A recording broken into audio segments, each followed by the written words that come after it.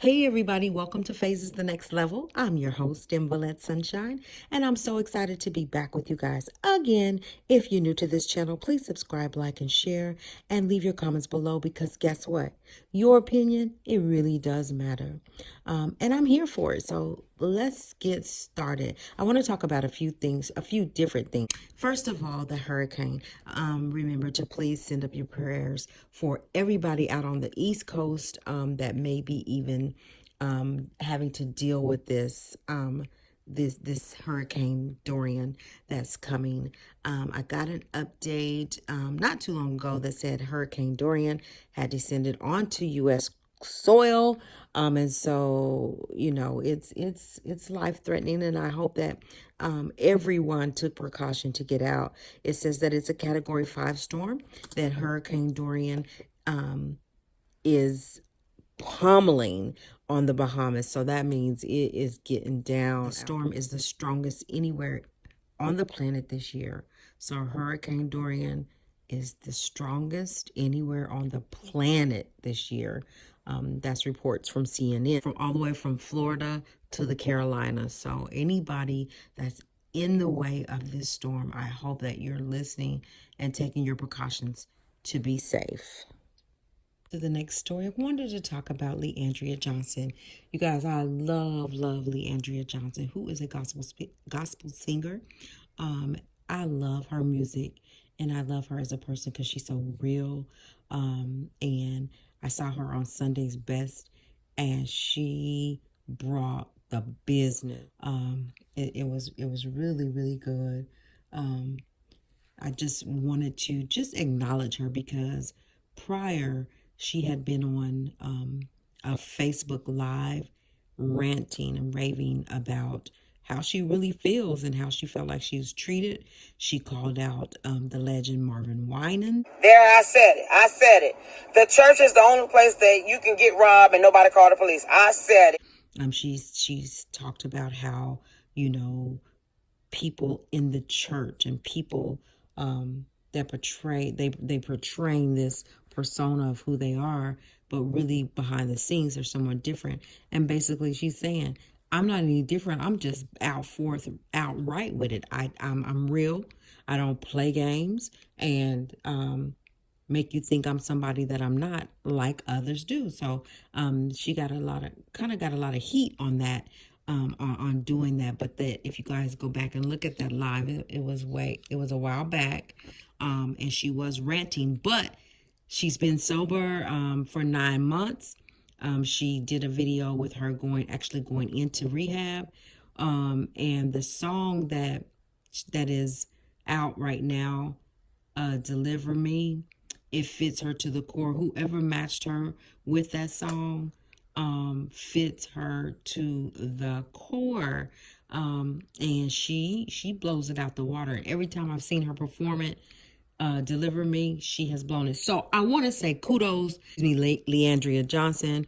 We are praying for you. We are rooting for you. Continue being who you are. Continue to stay focused on Christ. And when it gets tough out there, you can call on God. So Leandria, we tip our hats to you. Kudos for going to rehab. Kudos for being real and staying true to who you are and not letting the money be your purpose. And so I appreciate that. So shout out, Leandria. All right, you guys, moving on to my homeboy, Kevin Hart.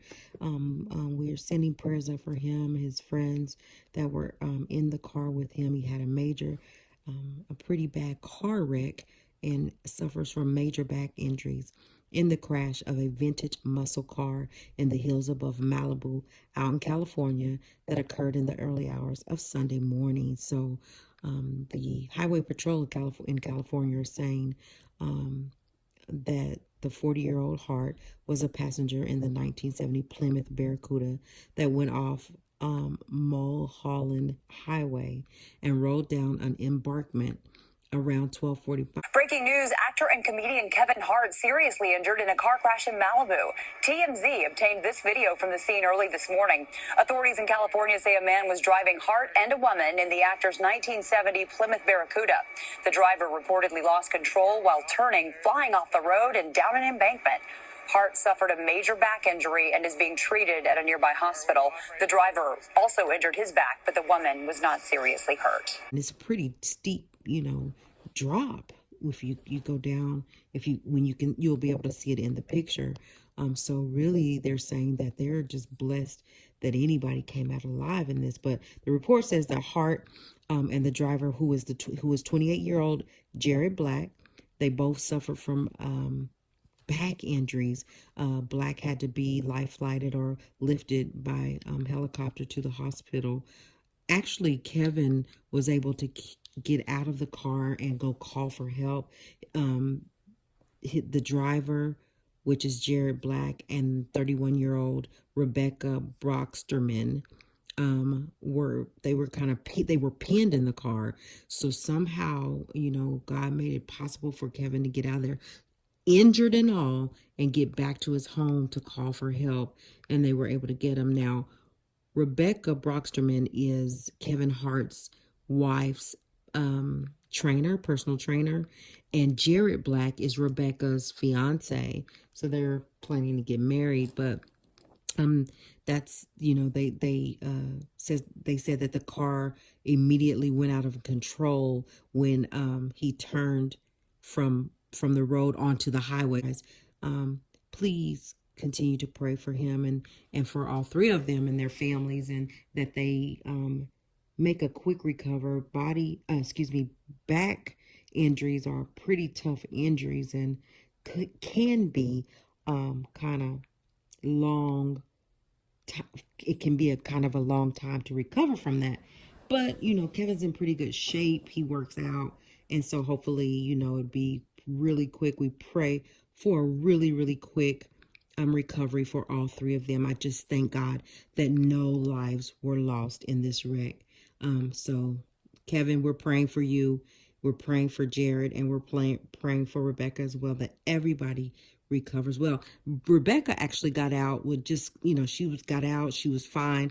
No major injuries, just some pain. And by you guys, unfortunately, as you probably all heard, another Texas shooting leaves 7 dead and at least 21 injured near Odessa, Texas. They said the attack began at a traffic stop, the authorities said, and the gunman is now dead. So let's take a look. Man's leg. Police have identified the gunman as 36-year-old Seth Ader, who was shot and killed by officers outside a movie theater. And it was in the broad daylight.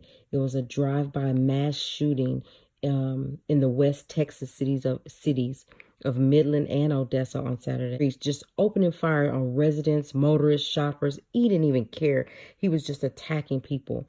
The attack at the start of Labor Day weekend terrified sister cities 20 miles apart with a combined population of 263,000, less than a month after gunmen killed 31 people in El Paso. What are we going to do? How are we going to stop it? It's too many lives being taken unnecessarily. And hijacked a postal truck, killing the lady, taking of the postal carrier, firing at civilians as he made his way into Odessa, killing people there. 3 law enforcement officers and a toddler. Don't even know what was going on with him. But what we do know is this is a sad, familiar scene of a panic in America. Like, this has become, again, I'll say, the norm, and it's really sad, and it's just out of control. And then last but not least, of course, the Chicago Times is reporting that R. Kelly's girlfriends, Azriel and Joycelyn, are moving out of the Trump Tower condo. And, R. Kelly hopes to join them as soon as they can try to get his bond lowered so he can make bond, and ask the judge to lower the bond next week so he can get out of jail. So the lease is ending at Trump Tower. It's possibly, I saw something where Steve Greenberg was saying that the lease was paid up to through August or even maybe through September, but they are actively looking for somewhere to live, and wherever they live, that's where he's going to live when he does get out. So Steve and his team are going to go and ask for the bond to be lowered so that he can get out and start living his life and, get all the stuff behind him. I wanted to talk about also really quick that Steve said that that Robert Kelly has been moved into general population, which means that he's among mates at the federal jail there in Chicago. So he's not sitting in some, ridiculous, non-livable arrangements where it's just pathetic, no TV, no communication with other people. So hopefully it's something that Rob wanted to do, that R. Kelly wanted to do, is to at least be out in the general population around people, so he can get outside and he can play basketball and exercise and get some air and breathe in, a little bit. Because even Steve was saying that the arrangements where they were meeting with him, they couldn't even put his paper down to write on it. It was so small. And so to me, I'm just going to say sickening. I just can imagine. I can imagine what he's going through. And I'm just so sorry for this. So, hopefully, things will start to work out for him. And hopefully the bond can be reduced, and maybe because he was denied bond. So I don't know how that works, or what, Steve's new plan is to get a possibility of him getting out. But we just pray that all is well for R. Kelly. Pray for Joycelyn and Azriel, that things are well with them, that they're finding their way while he's away, and that they have really good help, people that have their best interest at heart to help them where they need the help. So continue praying for them as well. You guys, that's all I wanted to bring. I wanted to make sure that we shouted out Kevin Hart, and to let him know that there are people out here praying for him, people in the path of the hurricane, the shootings. It's just a lot going on, you guys. And so we need to try to find at every cost to be as peaceful as we can, and to be kind to everyone that we cross paths with, for you never know what they might be going through. So pray for Rob. Pray for everybody involved in that situation.